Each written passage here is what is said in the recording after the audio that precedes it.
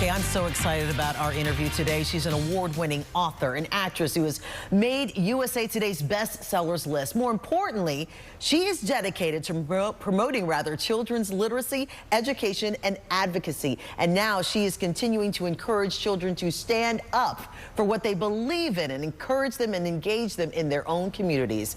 We are so happy to have with us the one and only Sheetal Sheth. She is about to talk about her latest book, Angelique Hand. And I love this. This is the third book in her wonderful story. Yes. So why did you even create this character in the first place? Well, I created the character because I, first of all, have worked with kids my whole life. And when I was pregnant with my own child and I was looking at books to bring into my home, I was like, wow, we haven't really gone so far since I was a child. And I think stories about all the kids doing all the things, as many as possible, is needed. And there are still more books about animals than there are kids of color.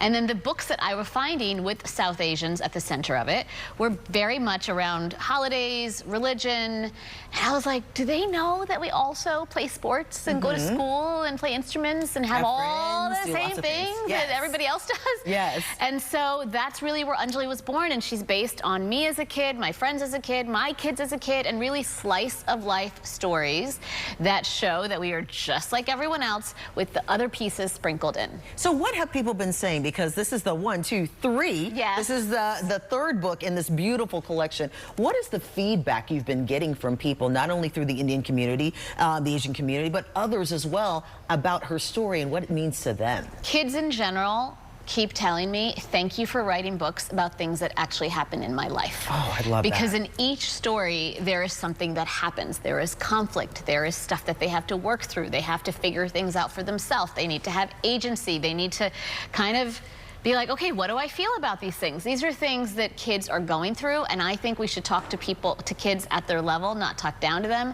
They want to have real conversations. They are capable of it, and I think you can talk to kids about everything.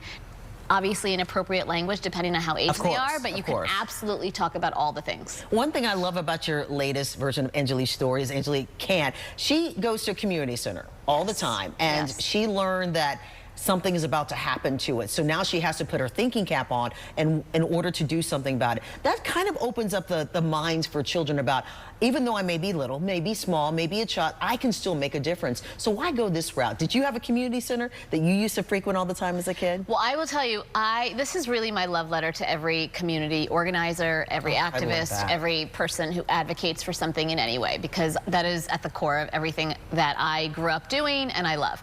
That being said, I also know how powerful kids are, and it feels good to do something. And so when I meet with kids and they are feeling frustrated about a rule or a policy or something that they don't like, and they're like, well, there's nothing I can do. You can. And so you were talking earlier in your show, I was watching how you were talking about a protest at City Hall. That's what Anjali does. Anjali can do a protest. Kids are like, well, how do I do that? You can. And even if it's not a protest, I always say you can show up for your community in the smallest ways that add up. You can help your sibling tie your shoes. You can say hi to the new kid at school. You can help your parents make dinner that night. You can do things every day to make your world better, and all of those things matter. I love that. Now, I know our time is running out, but where can people actually get your book? I'm assuming it's probably your website is the best place to go, right? You can get them wherever you like buying books. I love supporting independent bookstores, Bookshop Online, all of the places that you would normally buy things, you can find them. And so support your indie bookstore. And also to learn more about you, we can go to your website, You can go to my website, and if your stores and if your bookstores do not have the books, ask them to carry it. I love it. It's a very simple thing to do.